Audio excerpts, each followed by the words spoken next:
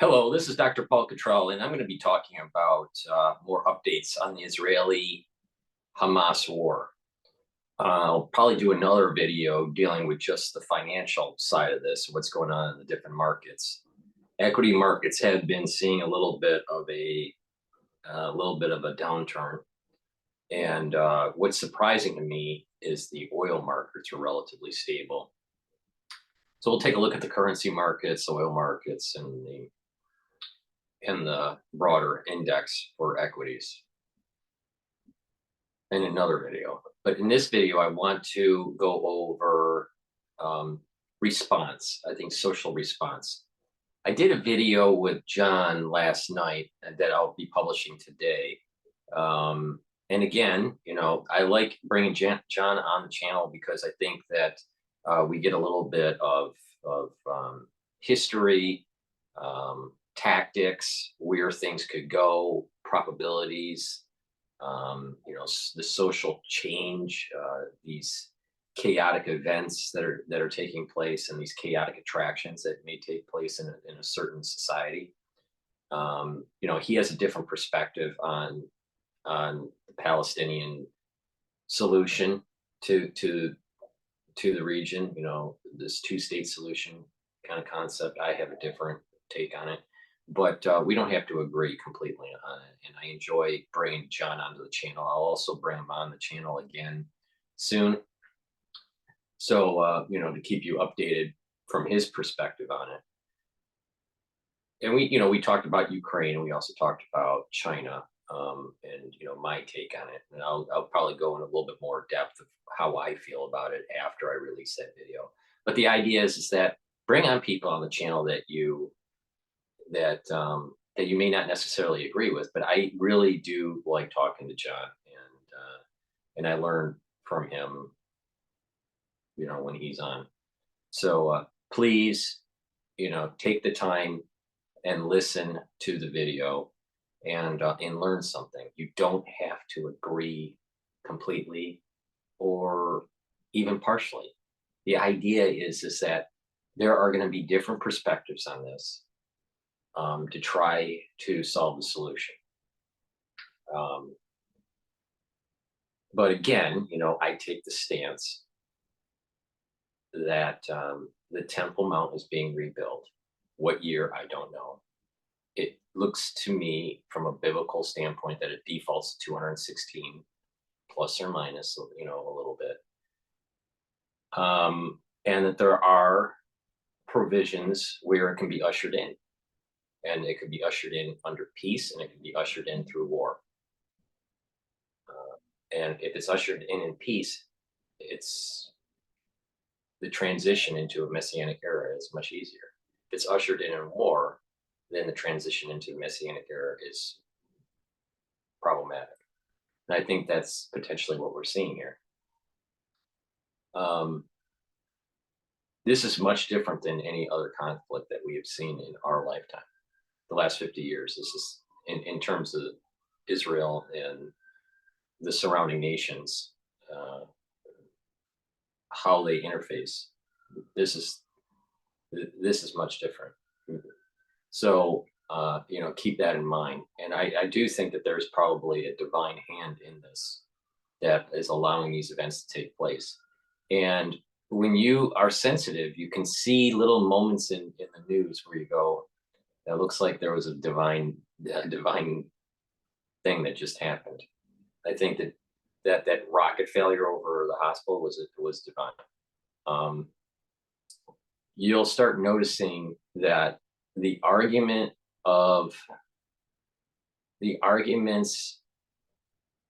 during these protests against Israel, they're going to turn on themselves, these individuals, and there's going to be kind of a curse. There's a phrase that says that the ones that bless you will be blessed, and the ones that curse you will be cursed. And I think that's just what's going to happen is that a lot of these protests that are taking place around the world will end up eating themselves through a curse. And it's interesting in the Zohar, it talks about the snake and eating its tail. This was in Numbers in the Zohar, talking about Balaam and Balak. So there was a story. Balaam is kind of like this spiritual guy, a magician kind of type, and Balak needed his help because the Jewish people were his surrounding. But it's an interesting story. So I do think that the curse, if you are cursed, they're going to be cursed kind of concept is happening with these protesters. It's metastasized. It's starting to metastasize, and these things are going to get more violent. So I'm gonna show the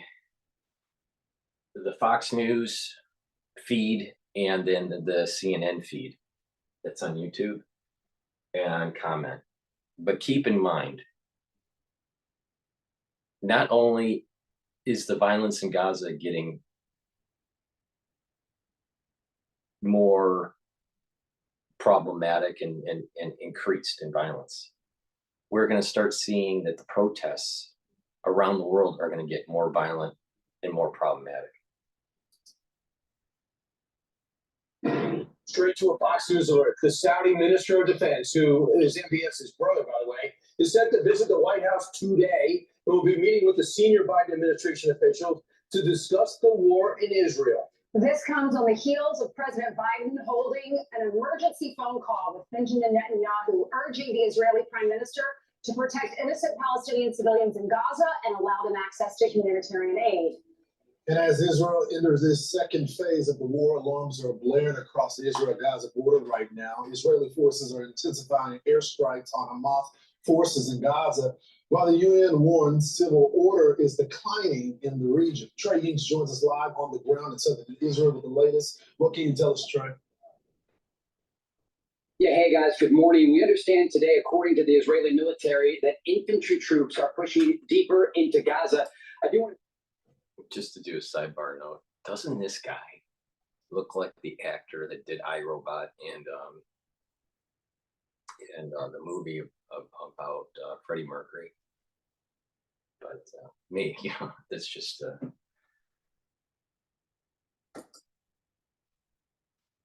I do want to show you the northern part of the Gaza Strip behind me. We've been watching this morning as Israeli tanks go back and forth near the rubble that you see there in the distance. Some of that white smoke on the ground is from illumination rounds that the Israelis are launching into Gaza. They're trying to mark new targets. Over the past 24 hours, 600 airstrikes have been conducted against the Gaza Strip and different Hamas positions, a significant amount of damage. And you see in the aftermath video here, some Palestinian journalists took a drone up over one of the neighborhoods that has been targeted by the Israelis, and some blocks are completely wiped from the map. The humanitarian situation inside Gaza is getting more difficult. The death toll rising, hospitals overwhelmed. And yesterday, Palestinians storming a UN food warehouse inside Gaza, trying to get any sort of supplies that they can get their hands on. This comes as the region braces for the possibility of the conflict behind me expanding to a broader war. National Security Advisor Jake Sullivan. In Gaza, I think it's pronounced Khan Yunis, Gaza. UN warehouse with provisions, food provisions, and probably toiletries and stuff like that. These are people that are in need, all right? Even though I have a very strong stance on this whole messianic thing with the Temple Mount, these people are civilians and they're in need, and they're trapped. They also, for the last 15 years, allowed Hamas to take hold and build Trump tunnels, so they're not all lily white. And nor is the Israelis lily white, because they helped, sabotage this, in the very beginning by seemingly to spawn Hamas in the very early days, similar to how we spawned ISIS in the early days for the United States. So we're all at fault. That's why I'm saying that. I keep on saying that we're all at fault, but it's not all equal at fault, and nor are we going to get all all the same level of curse, nor all the same level of blessing. And you can do, repent and tshuva and change your ways, and by doing that, it changes the path of judgment. But here's an example where people are in need. The Palestinians, they need food. They're because the society's breaking down in a war situation, and lawlessness is starting to take hold. But it is relatively calm compared to the lawlessness you see, let's say, in East Side Chicago or in California, where you have actual Black people that can't pull up their pants, smashing into the store and stealing footwear, apparel, food. They're not in a war zone, but look at how they act. Just look at how this is and compare videos in the inner city on how some of these thieves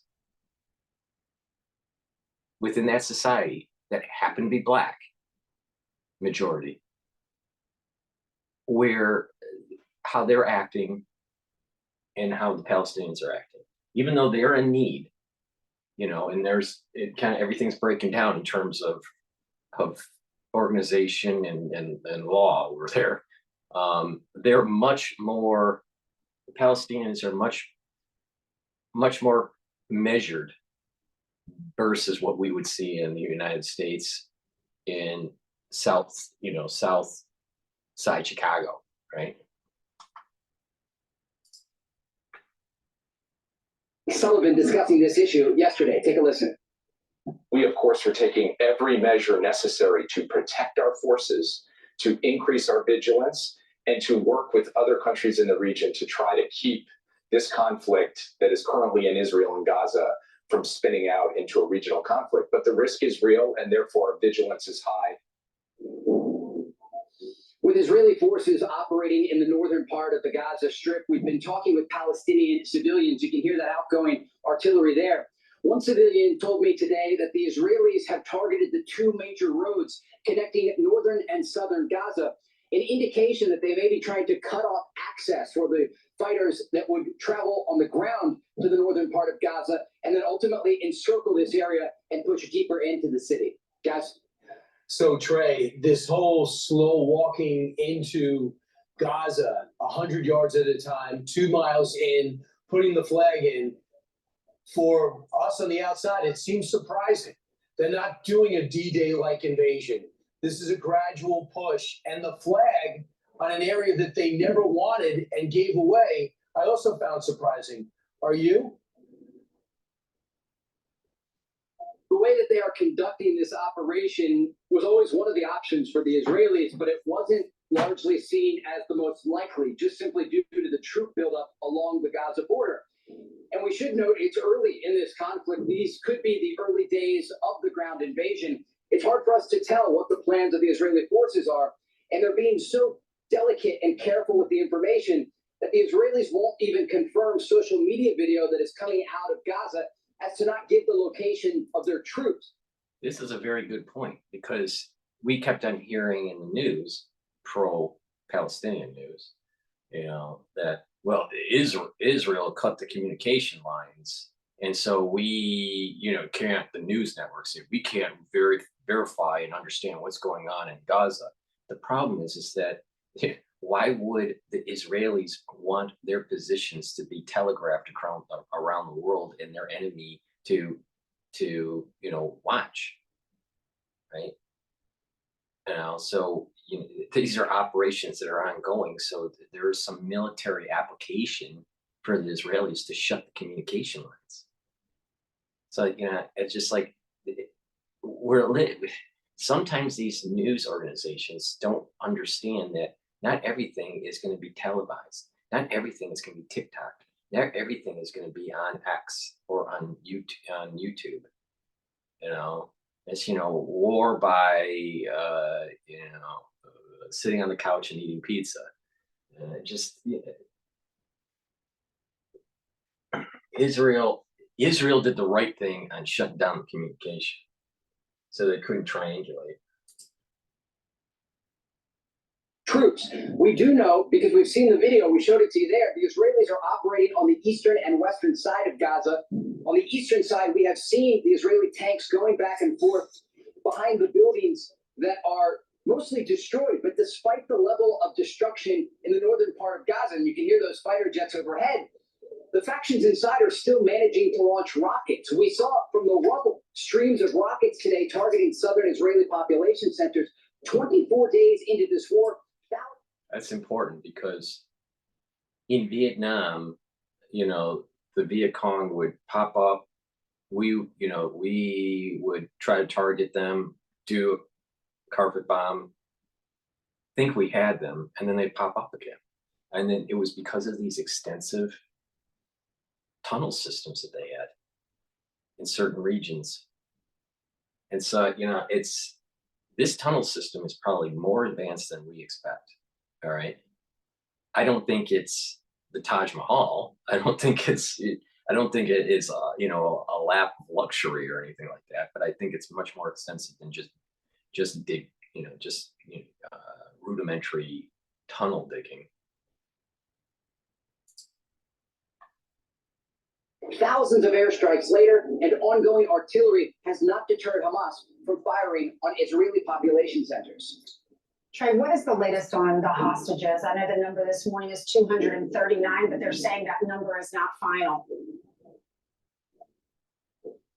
Yeah, the hostage number continues to rise each and every day as the Israelis get more information about who is alive and who was killed in the October 7th massacre. The Israelis are working around the clock at the highest level to try to negotiate with regional partners and those who are involved in these conversations to see if there is a diplomatic solution to get any of these hostages freed. Remember, already 4 have been released from Gaza, 2 American citizens and 2 elderly women from the community of Nir Oz along the border.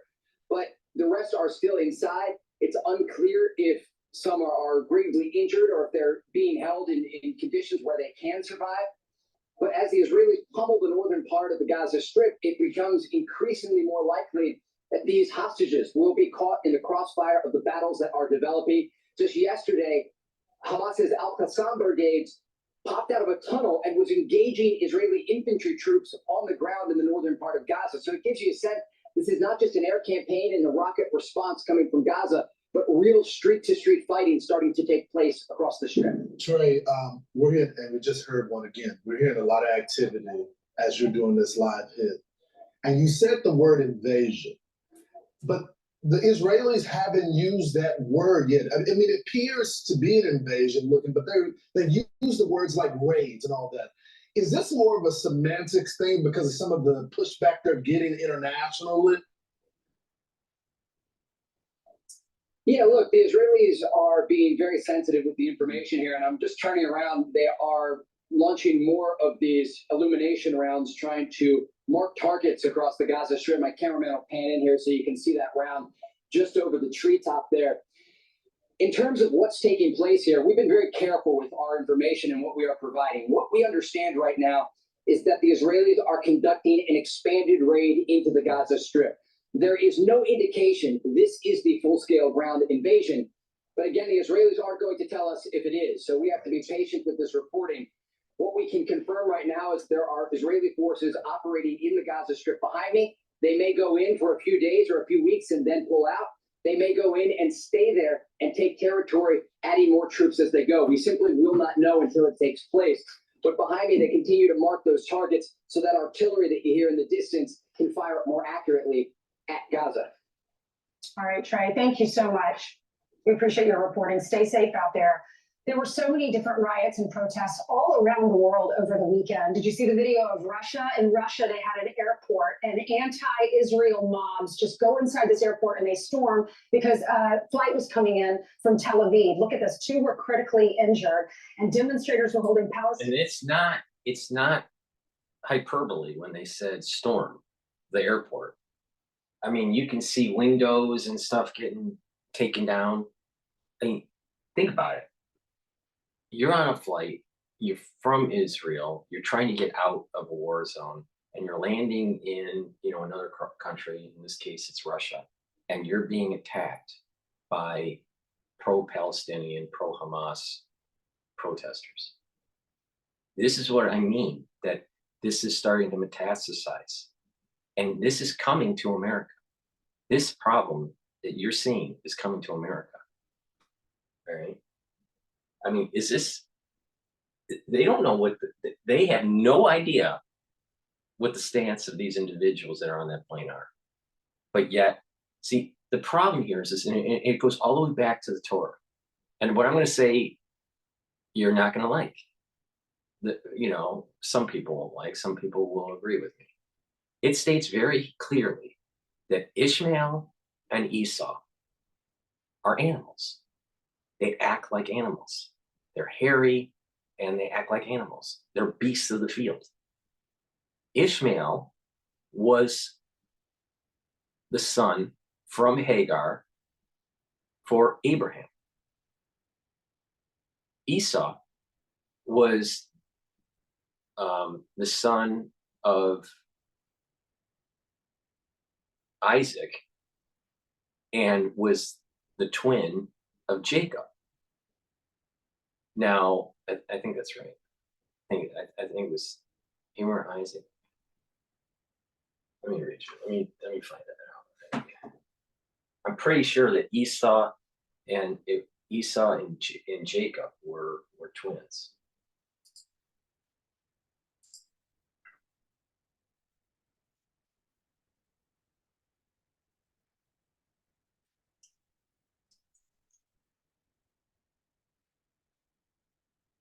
Yeah, it was Jacob and Esau. All right. So Abraham has Ishmael through Hagar, and through Sarah, Isaac. Okay. Isaac has twins that are Jacob and Esau. Okay. Esau and Ishmael are beasts of the field. They're hairy. They're into hunting. They're into killing. The key remember I was saying that countries have different attributes, and it has different compositions of Esau and Ishmael. Esau is more of a killer, all right, a hunter. And so killing is part of its emotional makeup, or emotional DNA, if you want to use that term. Ishmael is also a wild beast, but he's also has a lot of religious vigor, and so there's this religious component that is tied into it.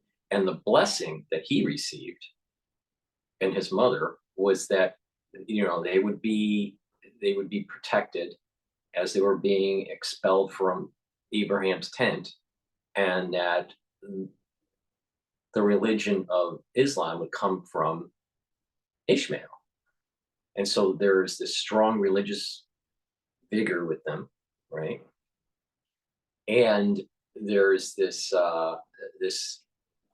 being fruitful component, procreation. So there's a very strong procreation component with strong religious vigor. Esau is a killer. All right. Now, neither of them are part of the Jewish line. All right. And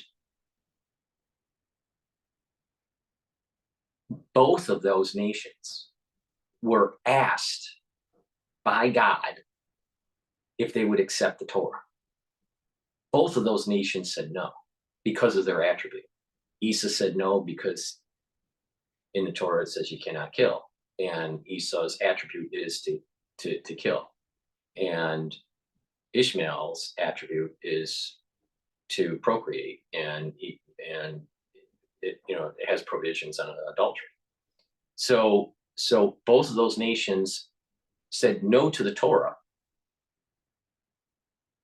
and that the last nation, the ones that left Egypt, the Hebrews, ended up accepting the Torah without any caveats. So this whole thing starts with this. The land claim is because of the acceptance of the Torah without provisions. And Esau and Ishmael were given the opportunity to take that covenant, but denied it. All right. That's how this whole thing started. And so people go, well, no, maybe Ishmael and Esau did accept the covenant, and they're just, the Jews are lying. Then how the hell could the first and the second temple have been built by the Jews? All right.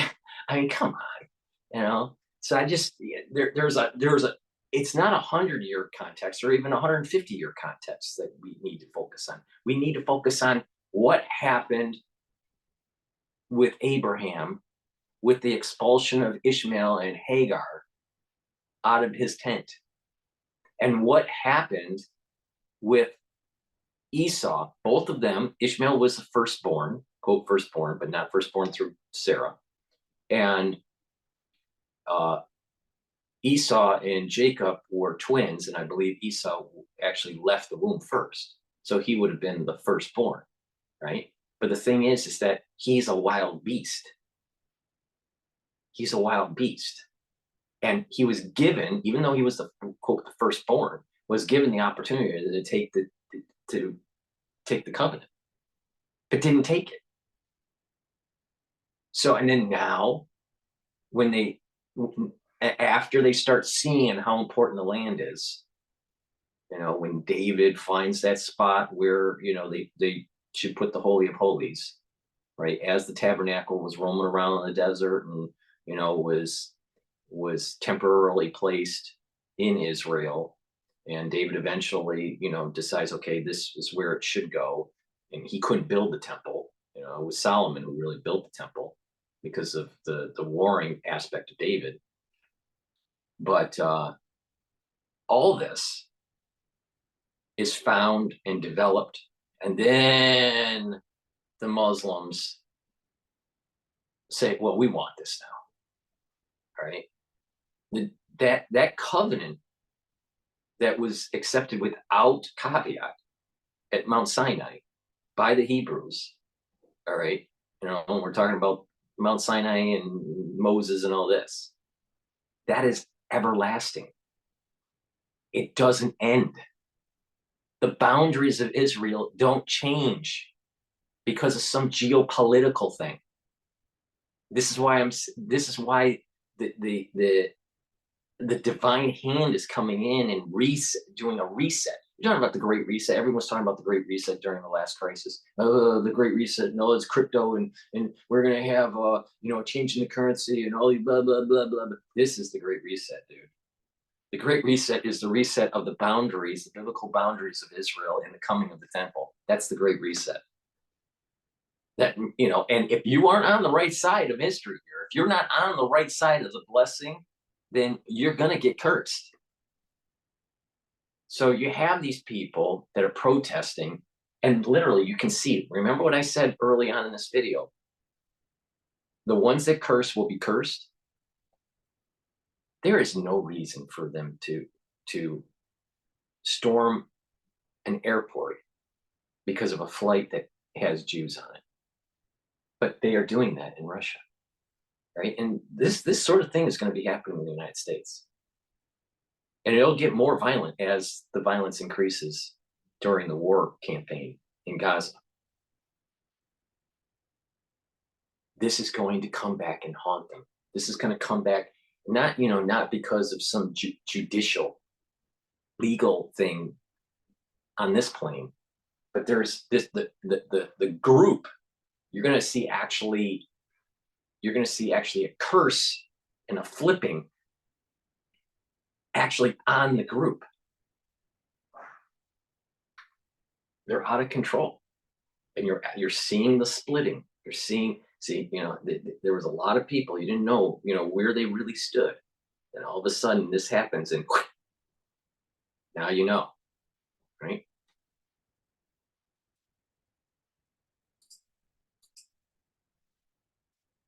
Palestinian flags, they were shouting anti-Semitic statements, and chaos just erupted. That happened in Israel. Yeah, I mean in Russia. Yeah, a huge surprise, perhaps. And it looks like, man, if you are an Israeli or you are Jewish and you come in from Israel where you just left a war, Just trying to stay safe. and now you come in and you see this, you wonder, where will you be safe? Or am I better off in Israel? Yeah, it's something they have to worry about now, Lawrence. Getting on a flight out of Israel, when I land, is this going to happen to me? Even when they were, you had people climbing up on top of the plane. I mean, they were looking in every cavity of the plane, looking for Jewish people. I mean, it is stunning what's happening around the world, bro. Yeah, so look at New York. This is why I keep on saying this is divine. There's a divine hand in here, and it's going to be very clear on who is the ones that are on the good side that will get the blessing, and who are the ones that are on. I'll make it very simple for you. If you're not on the side of the Jews maintaining the Temple Mount rebuild and that prophecy that is supposed to take place, then you're going to get cursed. It's that simple, right? Now, there's going to be people that disagree with me. It is a strong stance that I have on this. Much more a very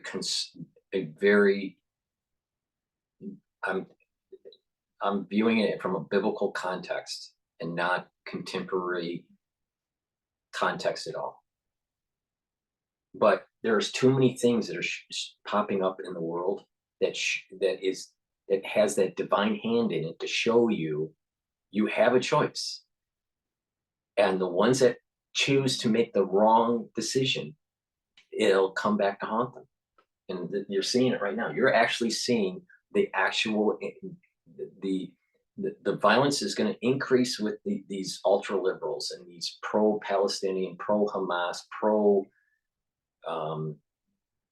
terrorist type groups, and it'll start to eat each other. They'll start to eat each other. And if you're just a Christian, right, and you're just run of the mill and you're just in the middle and you just want to be left alone, they're coming after you too. Don't think that this is just on the Jews. They're going to be going after Christians too. So just take that. This thing is going to metastasize. Like certain times, a tumor may actually just stay in a certain type of tissue. And then all of a sudden, let's say it's uterine cancer, right? It just stays in the uterus, but then it goes to, it gets into the lymphatic system and starts to propagate to other systems.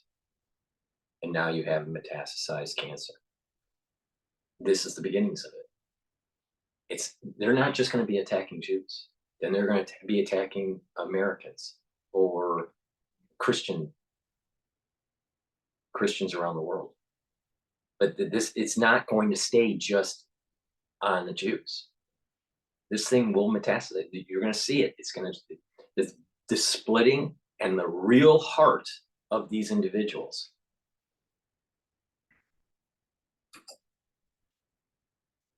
New York is probably the worst.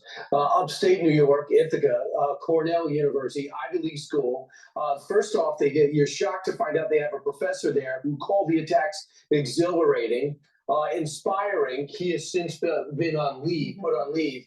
And then we find out over the weekend some of the protests that took place and some of the screenshots of the horrific things that have been posted online at Cornell. It's only getting worse. So the Jewish Center was getting threats online at the university, heinous threats to the building and to the Jewish students. They were posted online. Some of the things that were posted: Allah Akbar, glory to Hamas, and calling for the slitting of throats of Jewish students there. So just heard October 7th. The university had to get the FBI involved for potential hate crime. So I was talking to our producers last night, and I said, this is spinning out of control right now. I was looking at the screen.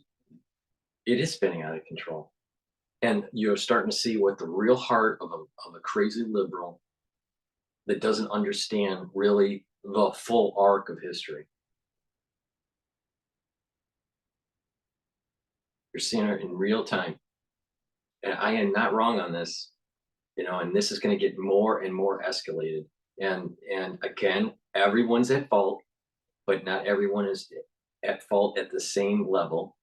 And there's going to be a blessing within the curse of all people, and the magnitude of that blessing is going to be modulated based on how you handle this situation going forward. And the ones that are doing these types of protests and having these anti-Semitic comments and all this, they don't understand that the curse is going to eat them. The snake is going to eat its tail. And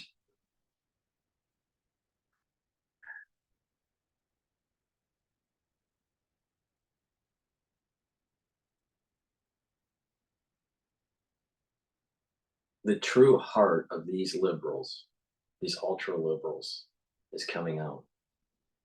They don't. I did this on another video. Do they really care about life when they're so pro-abortion? So remember when I did a video on talking about the infestation of social media, that people's hearts and the way that people converse, and it's just like a bunch of bugs, just kind of just rolling around in the dirt, it's just a large population of bugs, when you lift up a rock or whatever. That's kind of like what X is and what YouTube is and all these social medias and TikTok. The intelligence of the human species, right?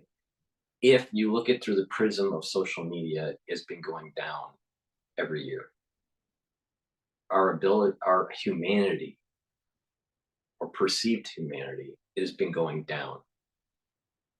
And now you're starting to see, with a kinetic event that is taking place in Gaza, what their mentality behind a keyboard now is going into the real world. There's some serious mentally ill people out there. And it's only going to get worse. It's only going to get worse. And a big part of it is because of screenshot. So then I went back to my old publication of campus reform and found out this is not just this university, it's happening all over the country. Lisa Hajar, the University of California, Santa Barbara, posted an image of a bulldozer with a Palestinian flag climbing through the border fence. That's what happened on that day. They're celebrating. Then you got another professor at Vanderbilt put on Instagram Hamas actions stating that the terrorists deserve to resist their oppressors by any means necessary. Then you got Joseph Massad at Columbia University called the attack awesome and stunning. Then you look at Mike Tosca at the Art Institute of Chicago.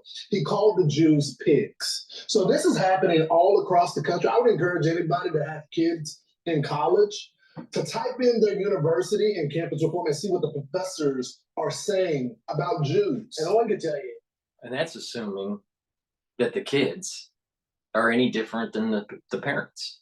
And I bet many, not all, but many are just like their parents in this regard. But I think that there are some parents that are middle of the road or maybe even conservative, and the kids are trying to be the opposite, which kids sometimes do that. And they are, buying into this whole anti-Israeli rhetoric. The world is getting unsafe in two vectors. Unsafe in the social vector and unsafe in the military vector. And we are elevating our risks of having a multiple region conflict. We're increasing our risks of having a war with Iran. I think we need to have a war with Iran. We can't kick the can down the road. So, these elevated risks on the military front, if done properly, will actually have lasting peace.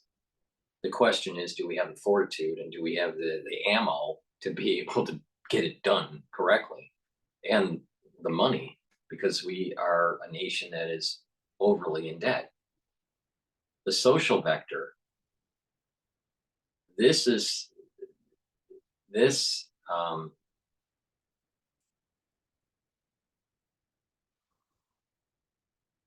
Like I said, hate and anti-Semitism, anti-Israel, even I would even say is Islamic, Islamic hatred, Islamic phobia, kind of is just at below the surface in the United States. You know, the blacks in many sectors of the society hates whites, and in many sectors, the whites hate blacks. So it's just below the surface. Right? Citizens of the country don't really want immigrants, just below the surface. Anti-Semitism is just below the surface, and it doesn't take much to see this boil up. Now, in this round of craziness in the world, it's anti-Semitism, anti-Israeli, anything Jewish.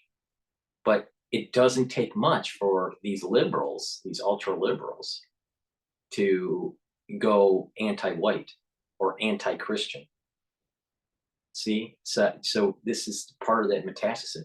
To think that this is only going to be with just Jews during this crisis, you don't understand the intelligence that is guiding these events. We're talking about extreme intelligence. Extreme intelligence. I mean, you can't even use the word intelligence. It's so extreme on what's going on here. And that something that is antithetical to, the opposite of, the annihilation of, both things are happening at the same time. Good and bad, up and down, positive, negative. These things are all charged now. And there is a divine hand that's taking place. And I'm telling you, there's people that are going to be judged. And there's a point to be very strong on your position, especially when it comes to trying to bring peace to the world and the Temple Mount.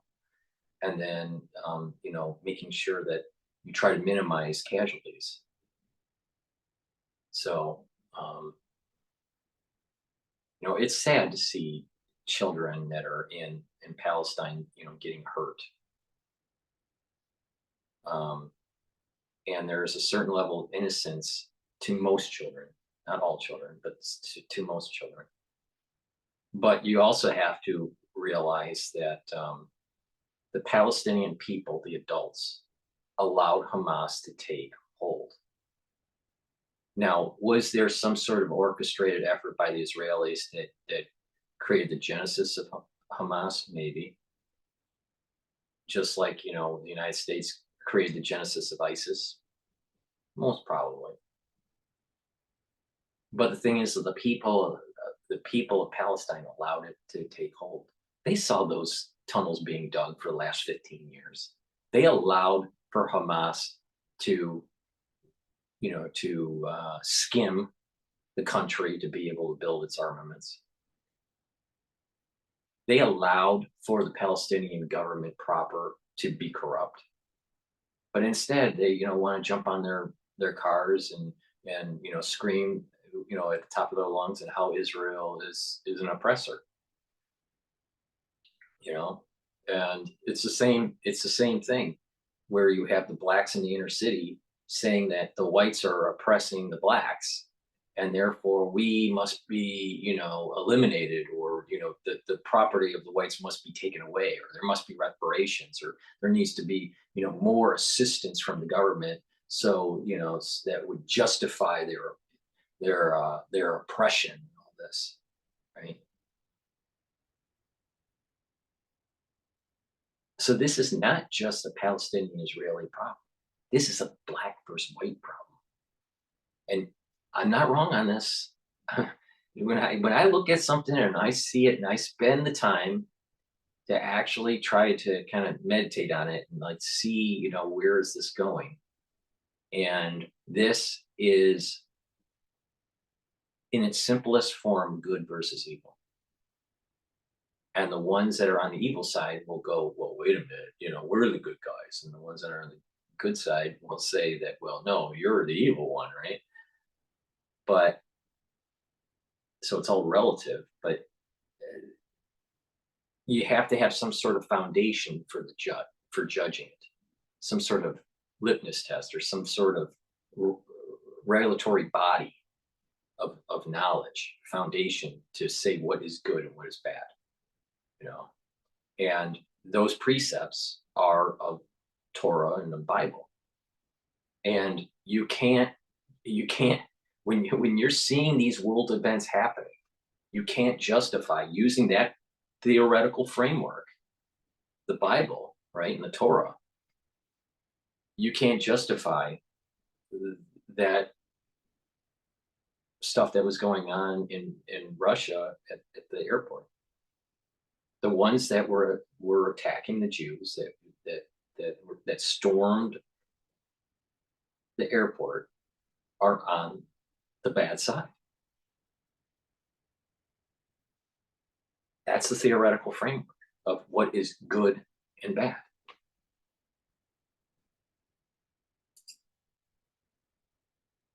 I tell you is Tulane is 45% Jewish in Louisiana, not known for anti-Semitism or, I mean, it's not a hotbed for the Middle East. Where is this coming from? You have riots in Tulane and promises more today, and a slow reaction from the president there. No one can understand where this is coming from. And I'll tell you what it is, dude. The ultra liberal is so pervasive in society now, so ubiquitous in society, that you can have a population that is 50% or even 45%, okay, of terrorists or evil, right? And if you have them condensed in the space, right? Imagine you have 100 balls, right? Little balls, and one ball is white and the other is black. And you have 45 of these balls black, and that it is condensed into, let's say, the left side of this space.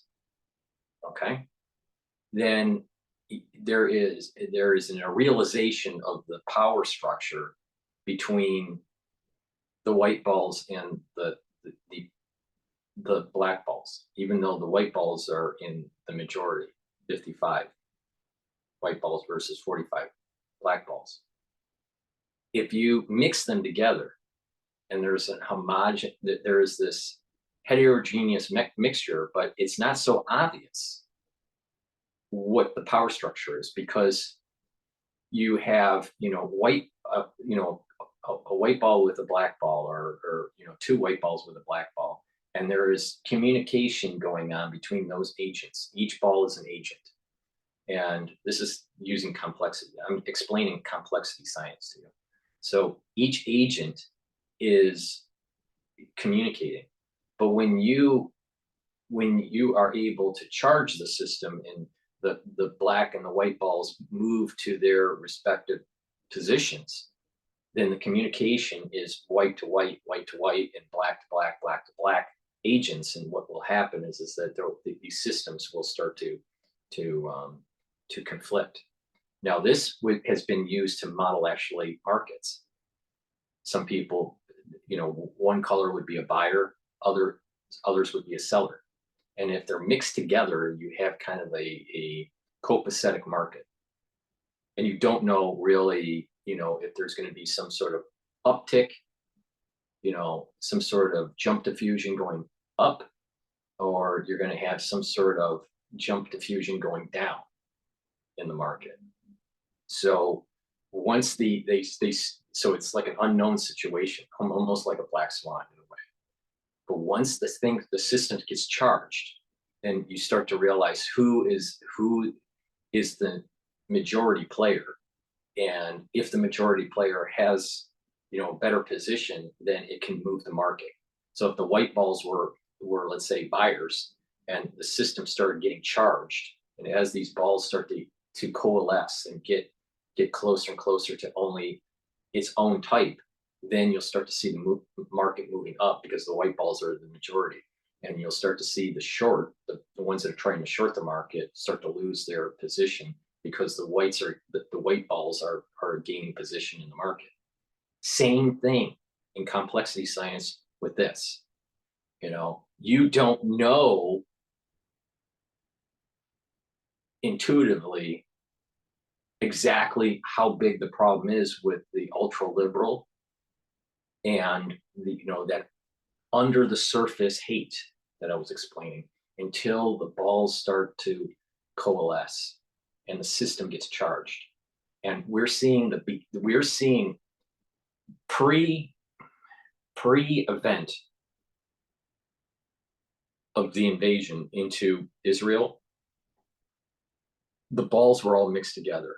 They were heterogeneous, and there wasn't much of a charge, and it was, the system was somewhat stable. But once that event started to happen at the world level, I'll define people as the conservatives versus the conservatives versus the liberals. It starts slowly over time as the events are starting to unfold with the war. The balls start to coalesce, and now the system's getting charged, and then all of a sudden there's going to be an event. Now, who is in the minority, who's in the majority? It probably in this case doesn't really matter, because there is a divineness to this, that even the minority, which are probably conservative, the minority will get the blessing to do this right, while the majority, which is these ultra liberals, they are going to get the curse. And you're seeing the system start to coalesce. Now, this is trying to explain this situation using complexity theory, complexity science, and and how individual agents may communicate with each other. And even though an agent may be evil, if there's enough good around the evil one, then there is kind of a neutralization of it. But once the system gets charged and evil's with evil and good is with good, then there's a battle that takes place. So that's what's happening here. And because our society is a melting pot, we didn't see this so easily, even though it was there. People that trade on a regular basis, they know exactly what I'm talking about with this buyer and seller mechanism. The more heterogeneous that this mix is, then you'll notice that the market may actually sideways. But the moment that there's a change in buyer-seller behavior in the way they interact, then there's a self-feeding frenzy that takes place, either a sell off or a sell up, or a buy up situation in the market. So it just depends on who has the buy and seller power in that system. Well, you can model the same thing with what's going on here.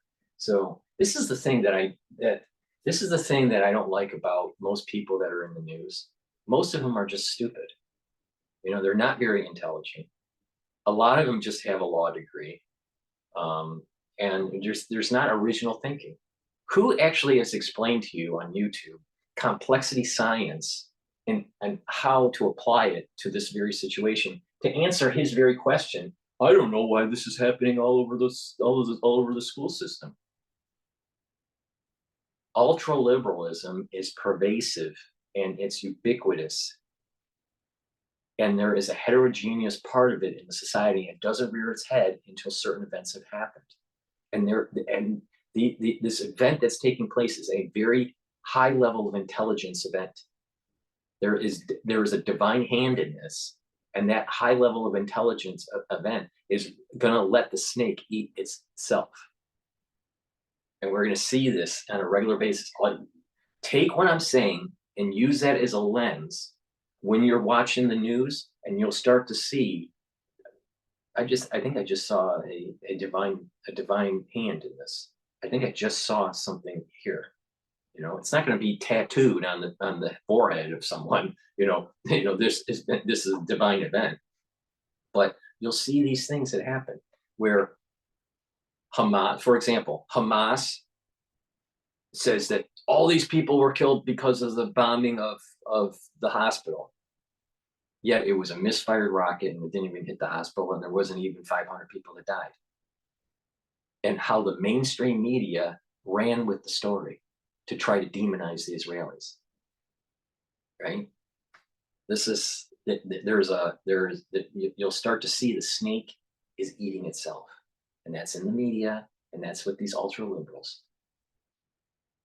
And for that to happen on a regular basis is a higher intelligence that's giving them enough rope to hang themselves.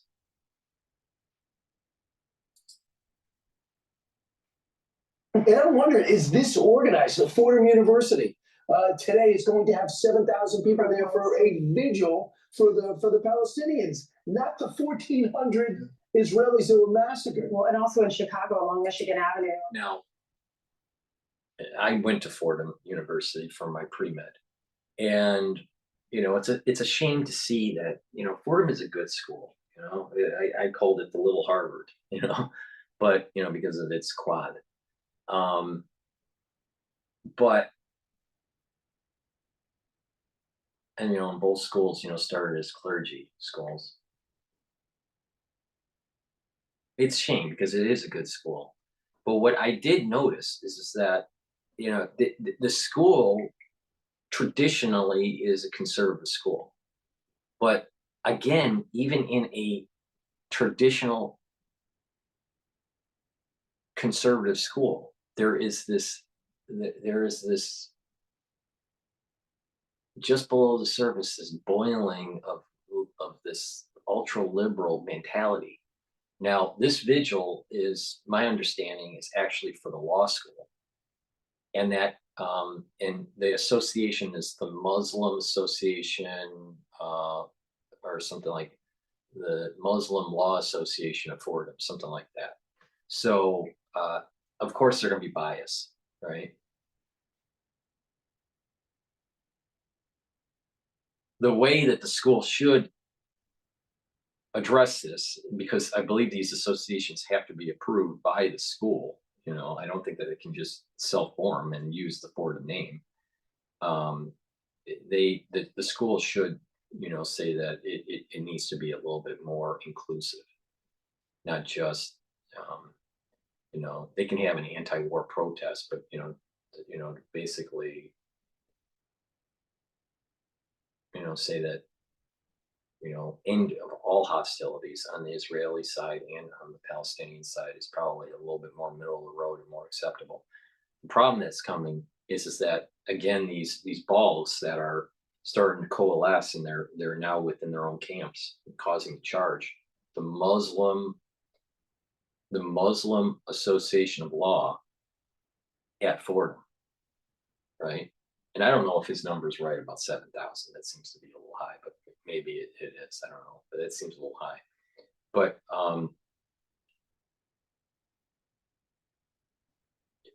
you'll start to see that it'll become more and more hate. Again, the higher intelligence allowing for the snake to eat itself. But the universities should stand up and say no. And that's the problem, is these universities are not willing to, because they're starting to see that their student body, it's so ubiquitous, and what this problem, the problem is that it's hard for them to deal with it, because they've had liberal teachers pushing this bullshit for decades. But again, this is not. They'll do the vigil for the Palestinian cause, right? All right, and it's their right, because it's a free country. But freedom of speech. But the thing is that this is going. It's not just about the Israelis. Trust me on this. They're going to go after the Christians. They're going to go after the white males. They're going to go after, American ideals. It doesn't just stay with this. This is just the surface of a much bigger problem. And if you don't root it out, it's going to metastasize. There were pro-Hamas protesters, and they were beating Black Hebrew Israelis with Palestinian flagpoles. The poles were breaking. They were continuing the beating. Both sides were lobbing bottles and sticks at one another. Anti-Semitic comments are sweeping through China's social media. Searches for anti-Jew skyrocketed on this Chinese app called WeChat. And then yesterday, look at all the. By the way, yeah, this thing is. There is commentary in Torah, in the Zohar, and in other places that are Kabbalistic texts, that 10% of the world will have kind of like a specialness in the Garden of Eden. And then there's different grades in the Garden of Eden. So that means that 90% don't get a special place in the Garden of Eden. Now, the ones that do get the special place in the Garden of Eden, 10% of them will have a higher level, and then 10% will have a higher level, and then another 10% will have a higher level. So, even though there are infinite, depending on the interpretation, infinite levels or 50 levels, there are a very few that are up at the very top. But even at the low level, there are only 10%. All right. And again, there's this splitting, right? This splitting to understand who will have that blessing and who will not. I'm sure the rabbis will be able to explain it a whole lot better and a whole lot more coherent than I. But the thing is that to see this happening, where hate the Jew, just because you are even though we live in a democracy, just because you're in the majority doesn't mean you are in the right in God's eyes. And just because you're a minority doesn't mean you're right in God's eyes either. This is why, we need to use the foundation of Torah and Bible as the theoretical framework to be able to guide us into a better living environment for all people. If that happened, then there would be peace on this earth. The recipe for it is already written. The recipe, but no one wants to follow it. That's the problem. So we have to do it the hard way and kill each other. Look at where it's coming. This is just in the last 3 minutes. Mm-hmm. So as we witnessed what's happening on our screen, where many people are comparing to almost a second Holocaust has happened, because they were definitely trying to exterminate Jews on that day. A Pew survey found that only 43% of students aged 13 to 17 are unaware of the specific time during which the Holocaust took place. Only 38% knew how many Jews were slaughtered during the Holocaust.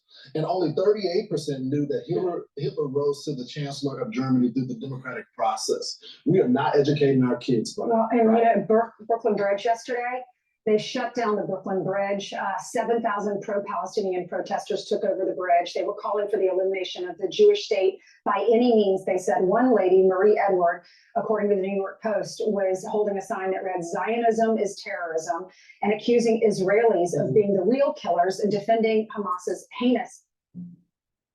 I don't think it's going to end well if people are going to be going against the Israelis and against the Jewish people, especially the Jewish people. Maybe not so much the Israeli nation, but the Jewish people. There is a special covenant with Jews and God that was written down, and there's this covenant, this Torah. And peace can be with all people. But if you're going to go after, the Jews, it's not going to end well. It never has. You can have a decrease in population of Jews because of war and different pogroms and all this, right? And I'm not really sure that this event, with the Palestinian Israeli conflict or Israeli-Hamas conflict, however you want to frame it, is really a Holocaust on the Jewish side. I doubt that. I think that's speaking in hyperbole. I think what happened in Germany was way worse. But there is hate out there. And the hate, again, it was always there and it was just below the surface. And now a higher intelligence is allowed to let it reveal itself, let it come out a solution. And, you can't, now you can see it. Sometimes you can mix chemicals together, right? And it's in solution. Then you just add a little bit of a change in pH or a little dust particle or whatever, and a crystal will start to form, right? It comes out of solution, right? That's what's happening here. We're seeing a phase transition. Instead of a liquid phase, we're seeing it going into a solid, into a solid phase. So it's very, we're seeing the anti-Semitism and the anti-Israeli sediment out there. It's starting to come out of solution. You're starting to see crystalline form of it. And for it to happen at this level around the world isn't because of the prowess of intellectual insight of the ultra liberal. It's because the divine presence is allowing for the ultra liberal to eat its tail. The snake of the ultra liberal is going to be eating its tail.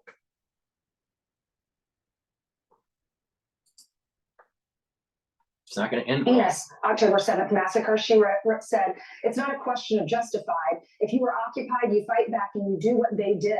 They will fight back. I don't get it. This is a country that has trouble educating its own people about our own history.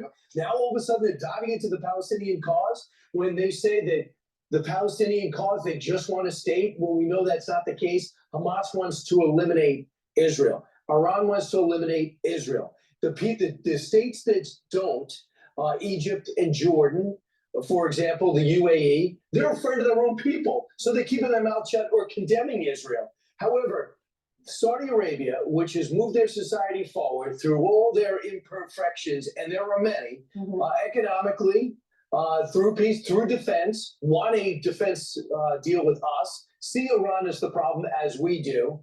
Believe it or not, they are keeping on track negotiations to normalize relations with Israel. Jared Kushner, along with Secretary of State Pompeo, have done more to bring peace in the Middle East than almost everyone since Henry Kissinger.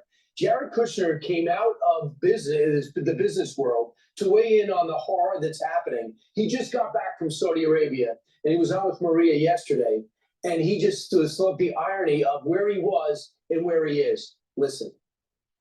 One of the ironies is that as an American Jew, you're safer in Saudi Arabia right now than you are on a college campus like Columbia University. I spoke at the conference. They allowed me to speak freely. And what I sensed there was that there's obviously a very big disgust at what happened with this tremendous terrorist attack perpetrated by Hamas. The people of Saudi Arabia have a lot of care for the Palestinian civilians, and so they'd like to see Israel accomplish the mission to make sure that the Hamas can be eliminated. They're against terrorism in the region in general.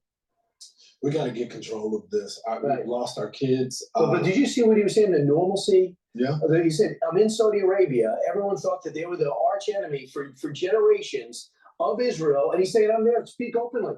What's your perspective? He's a Jew.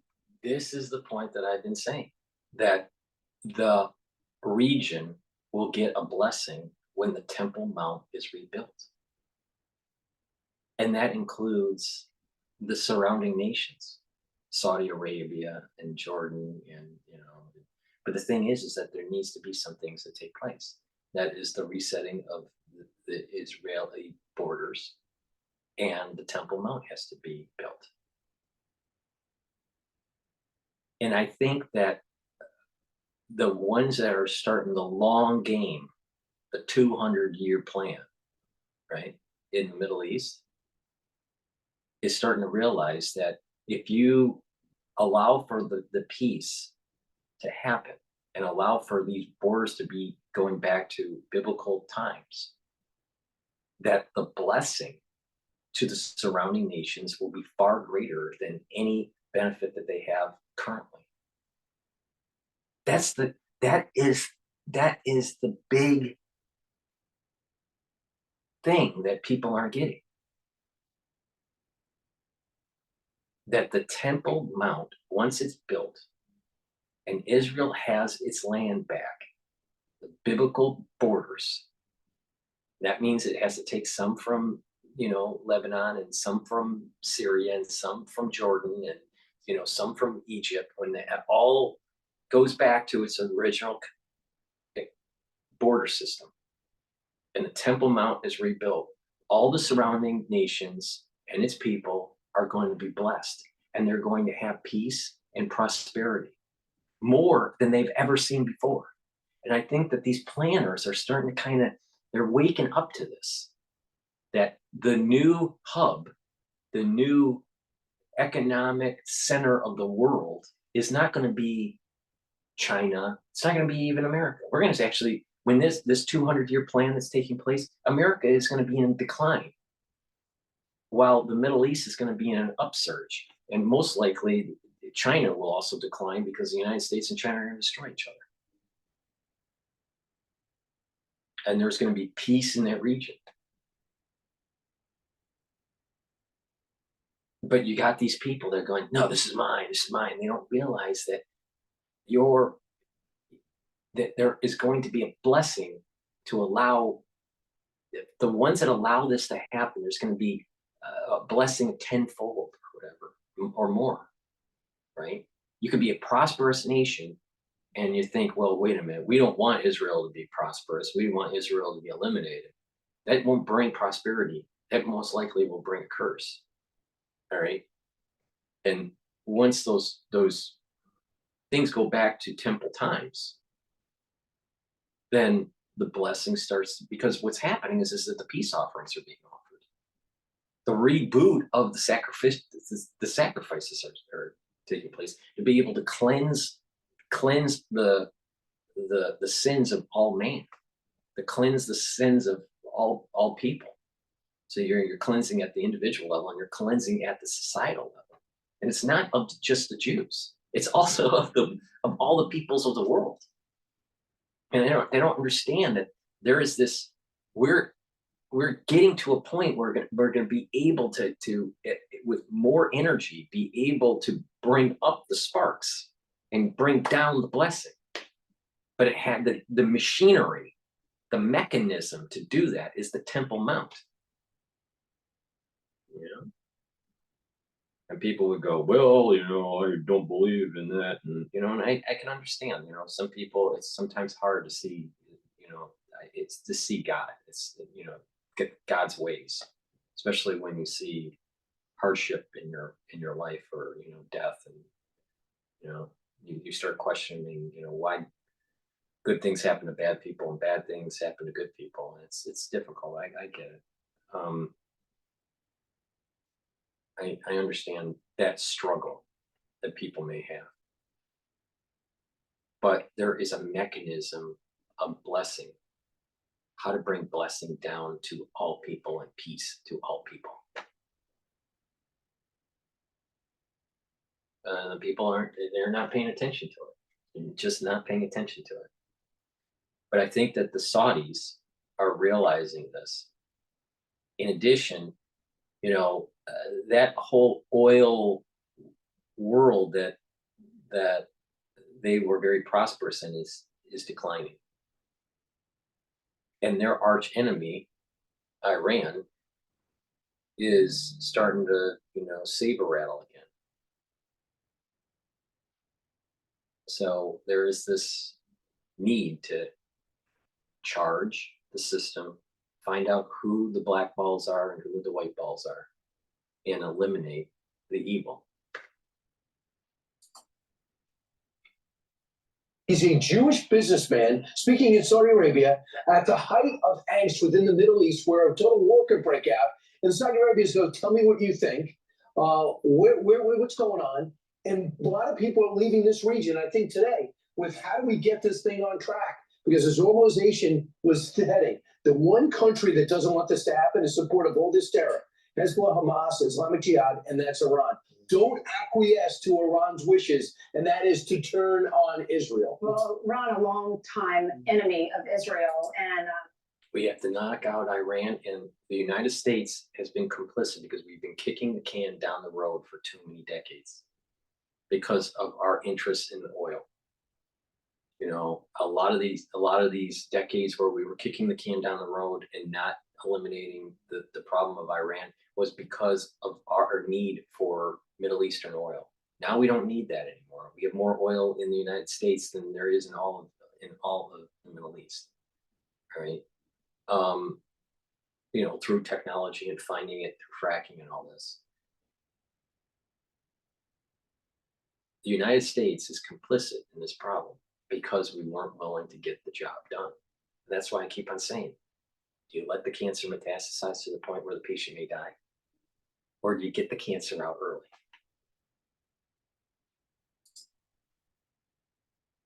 and a major ally of Hamas. And they issued a warning. The president issued an ominous warning to Israel and to the United States, warning that the nation had crossed the red lines amid this ongoing conflict. Well, I think no one is more disappointed right now that their plan is not working is Iran. Their goal was to your point, Brian, to unite the Muslim world. And I think all the propaganda that's been spewing is not ending peace with Saudi Arabia. They're choosing prosperity over anything. And then I think after the revelations came up that hospital was a total fraud that they tried to put out there, no one really is buying it right now. Yeah, but the people are, I mean, the unrest we see in Pakistan, in Jordan, in Egypt are for the Hamas cause. Yeah. But the governments know the difference. In Egypt, by the way, open up the gates. If you care that much about the Palestinian people, open up the gates, set up your own tent city temporarily, let the aid trucks come to them if you care that much about civilians. Well, Jake Sullivan was warning the risk of a broader Middle East war, he said over the weekend, is real and the vigilance is high. They're working to negotiate with the hostage situation. They say those negotiations are ongoing. He said he had to be very careful about how much information he could release for obvious reasons. And he said that if American troops are attacked by Iran and its proxies, we will have no choice. We will respond. He does not respond. He responded once. Kamala Harris had an interview on 60 Minutes, and they said, "What is your message?" And she said, "Don't." They did, and they keep doing it. They've hit twice after. In the land bridge is not really doing anything. Nobody died as a result of it. When you have so many people that died in such a horrific way, and that's so right. The Biden administration and many other administrations have been weak in being able to get the job done in the Middle East. Now, I think part of the problem with the post 9/11 era was that it was a never-ending war for the military-industrial complex to make money. But the problem is that if we got the job done right, we would be we'd be moving along that timeline for a messianic era. But a lot of people don't want to, accept that fact and all that, and it'll just get worse. And these riots and these people that are going against Jews right now, they're going to be going against the Christians soon. Trust me on this, because the snake doesn't have its foundation of rule of law is a lack of foundation. And we all have the ones that are on the good side need to band together, and the ones that don't support Jews through this hardship are going to be cursed. And you hear our president, our vice president say one word: "Don't." And no one listens. All right, 60 minutes after the hour. Okay, coming up live today on the Fox News channel, we're going to be covering that pro-Palestinian event at Fordham Wall today. It starts at 12:30 p.m. Plus, the Biden administration officials will be hosting this. I was going to play the CNN video. I'll probably do that in a different video here because this one's been going on for a little while. But thank you for listening. Please subscribe to all my channels. I have 3 YouTube channels. Please make sure you click those links that are in the description of this video. Make sure you click the notification button so you can get the news announcements and, subscribe to my videos. I don't just, cover this news. I, cover a whole bunch of stuff. So please subscribe. Also subscribe to my Rumble, my Bitchute, and my Brighteon channel. Please help by being a member of my Patreon channel. You can donate on my website, the-studio-reykjavik.com, through Stripe or PayPal at the bottom of the homepage. You can also donate through Buy Me a Coffee. The link is in the description of this video. Please go to my store, the-studio-reykjavik.com, and get the health supplements that I offer. I offer stuff like silver gel. You can use this as a skincare, put it on your skin every day. You can also use it as a means to neutralize pathogens. When you put it around your mouth, around your nose, on your hands, it stays active for about 5 hours. Get the best toothpaste that you can get, which is on my store, the-studio-reykjavik.com. This helps to neutralize pathogens, reduce plaque, prevent gingivitis, and when you have good oral hygiene, it'll prevent cardiovascular disease. I also have different soaps that are made from the structural nanosilver, so please take a look at the different soaps that I have on the store. In addition, I have a lot of different supplements, but I have multivitamins on the store. This you need for cofactors for different cellular processes. So vitamins and minerals are cofactors for certain enzymes. I also have silver lozenges. So this is made out of the structural nanosilver. I have 2 flavors. I have sweet menthol and apple green. I'll be also getting 2 new flavors. And I have all natural deodorants made in citrus and in peppermint tea tree. This is made from essential oils from the Himalayas. Please go to the store. I've partnered up with Rainbow Herbals.